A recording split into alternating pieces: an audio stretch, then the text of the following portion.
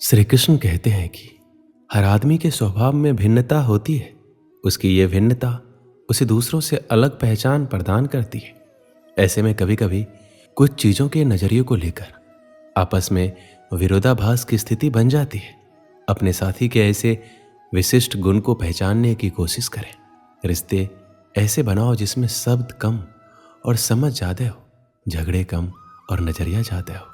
कोई टूटे तो उसे सजाना सीखो, कोई रूठे तो उसे मनाना सीखो। रिश्ते तो मिलते हैं नसीब से, बस उन्हें खूबसूरती से निभाना सीखो। अपना और पराया क्या है, मुझे तो बस यही पता है। जो भावनाओं को समझे वो अपना, और जो भावनाओं से परे वो पराया। प्यार इंसान से करो उसकी आदत से नहीं, रूठो उनकी बातों से मगर उनसे नहीं, भूलो उनकी गलतियों पर उन्हें नहीं, क्योंकि रिश्तों से बढ़कर कुछ भी नहीं। जो दूर रहकर भी पास हो वो अपना, और जो पास रहकर दूर हो वो पराया। 1 मिनट लगता है रिश्तों का मजाक उड़ाने में, और सारी उम्र बीत जाती है एक रिश्ते को बनाने में। मित्रता एवं रिश्तेदारी सम्मान की नहीं, भाव की भूखी होती है। बशर्ते लगाव दिल से होना चाहिए, दिमाग से नहीं। दुनिया का सबसे बेहतरीन रिश्ता वही होता है जहां एक हल्की सी मुस्कुराहट और छोटी सी माफी से जिंदगी दोबारा पहले जैसे हो जाती है। सख्त हाथों से भी फिसल जाती है कभी नाजुक उंगलियां। रिश्ते जोर से नहीं, प्यार मोहब्बत से पकड़े जाते हैं। रिश्ते कभी जिंदगी के साथ साथ नहीं चलते। रिश्ते एक बार बनते हैं और फिर जिंदगी रिश्तों के साथ साथ चलती है। रिश्तों में अपनेपन की भावना के खातिर ही व्यक्ति एक दूसरे पर मर मिटने तक को तैयार हो जाते हैं। एक माँ के अंदर प्रारंभ से ही अपने बच्चे के प्रति बेहद अपनेपन की भावना कायम हो जाती है। उसे अपना बच्चा सारी दुनिया से प्रिय एवं सुंदर लगता है। करीबी रिश्तेदारों से व्यक्ति अक्सर अपने मन की वो सभी बातें करते हैं जिन्हें वो अन्य व्यक्तियों से नहीं कर सकते। रिश्तेदार और परिवार व्यक्ति के बुरे समय में साथ खड़े होते हैं। ऐसे में एक अकेले व्यक्ति की पीड़ा पूरे परिवार और रिश्तेदारों की पीड़ा बन जाती है। वो एकजुट होकर मुसीबत से लड़ते हैं और मुसीबत को दूर भगाकर कामयाबी पाते हैं। खुशियों की तलाश में हम इधर से उधर भागते रहते हैं। खुशियों की तलाश में हम कभी लोगों का पीछा करते हैं और फिर कभी चीज़ों का।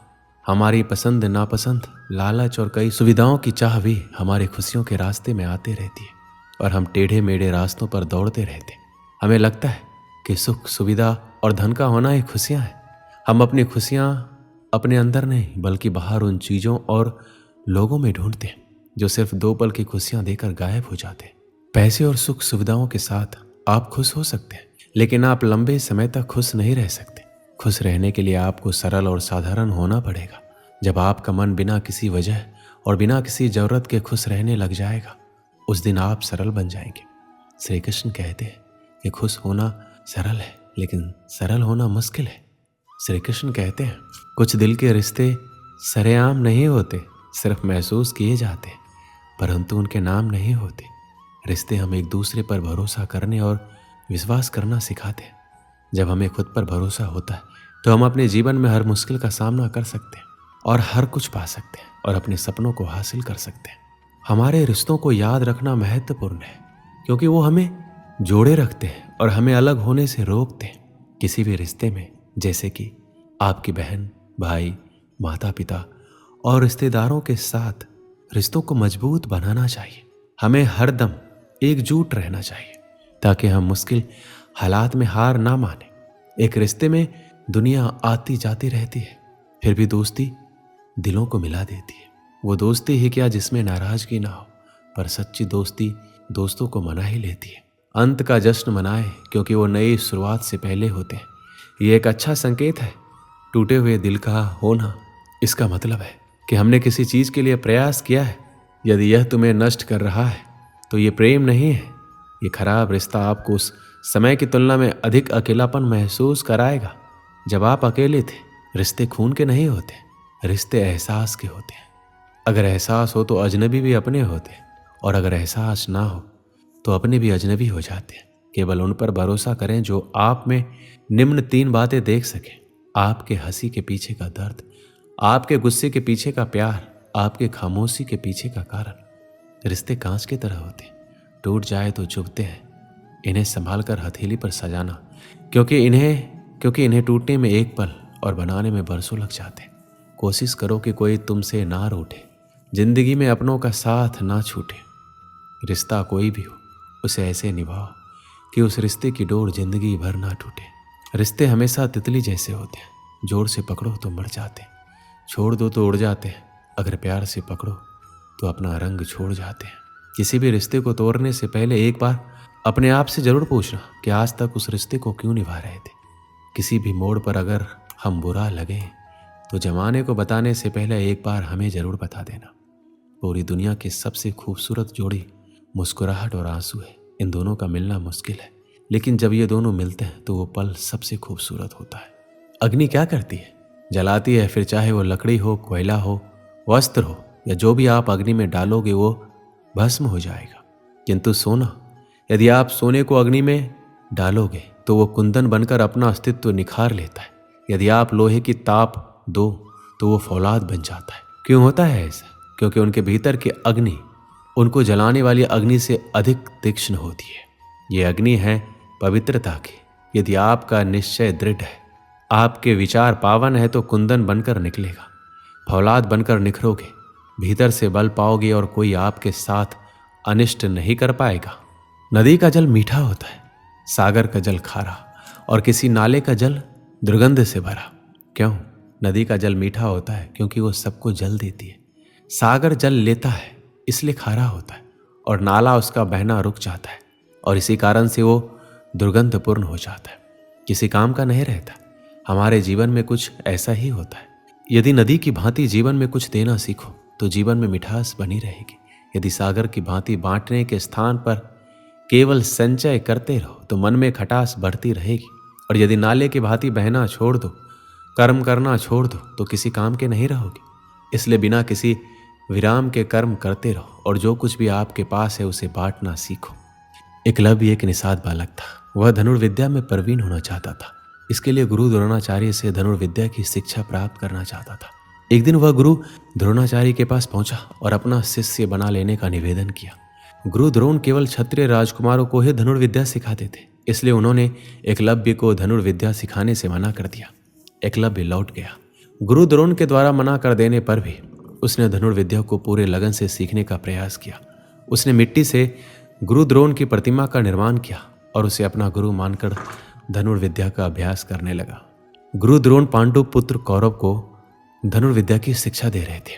एक दिन वो पांचों पांडवों को लेकर जंगल में गए। एक कुत्ता भी उसके साथ था। जंगल में जाकर कुत्ता भौंकते हुए एकलव्य के आश्रम में घुस गया। एकलव्य उस समय गुरु द्रोण की प्रतिमा के सामने धनुर्विद्या का अभ्यास कर रहा था। कुत्ते का भौंकना उसका ध्यान भंग करने लगा। उसने बाणों से कुत्ते का मुंह इस प्रकार बंद कर दिया कि कुत्ते को कोई चोट भी नहीं आई। कुत्ता जब गुरु द्रोण और पांडवों के पास पहुंचा तो उसको देखकर दंग रह गए।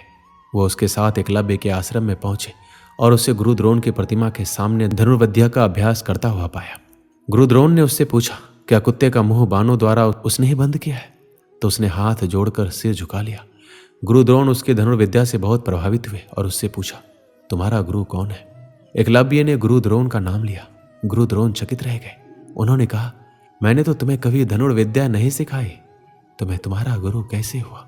एकलव्य ने उन्हें बताया कि वह निषाद पुत्र है, इसलिए गुरु द्रोण ने उसे धनुर्विद्या की शिक्षा देने से मना कर दिया था। लेकिन वह निराश नहीं हुआ और गुरु द्रोण की प्रतिमा को गुरु मानकर अभ्यास करने लगा। इसलिए उसके गुरु द्रोण ही है और जो कुछ भी सीखा है उनके ही सानिध्य में सीखा है। गुरु द्रोण एकलव्य की लगन देखकर प्रभावित हुए, किंतु वो जान गए कि एकलव्य एक महान धनुर्धर है। वह अर्जुन से भी श्रेष्ठ है और गुरु द्रोण अर्जुन को सर्वश्रेष्ठ धनुर्धर बनाने का वचन दे चुके थे। इसलिए उन्होंने एकलव्य से कहा, तुम्हारे अनुसार मैं तुम्हारा गुरु हूं, तो तुम्हें मुझे गुरु दक्षिणा देनी चाहिए। एकलव्य ने कहा, गुरुवर आप जो कहें, मैं गुरु दक्षिणा देने को तैयार हूं। गुरु द्रोण ने गुरु दक्षिणा में एकलव्य से उसका अंगूठा मांग लिया।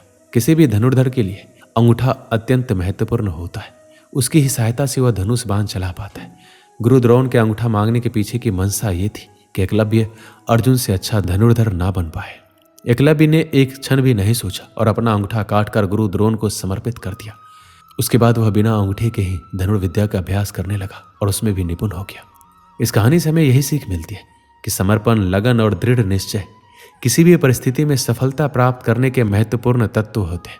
जब हम किसी लक्ष्य की ओर बढ़ते हैं तो समर्पण हमारे मन और शरीर को एक मानसिकता में लाता है, जिससे हम विफलता के डर से मुक्त होते हैं और हमारी ऊर्जा एकजुट होती है।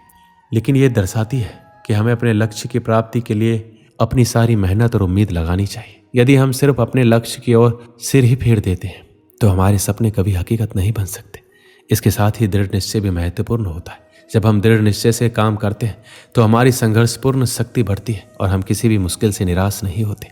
जीवन में सफलता पाने के लिए समर्पण, लगन और दृढ़ निश्चय के साथ मेहनत करना आवश्यक होता है, चाहे हमारा लक्ष्य कितना भी मुश्किल क्यों ना हो। दोस्तों, इस वीडियो में बस इतना ही। मिलते हैं अगली वीडियो में। अपना ख्याल रखिएगा। जय श्री कृष्ण।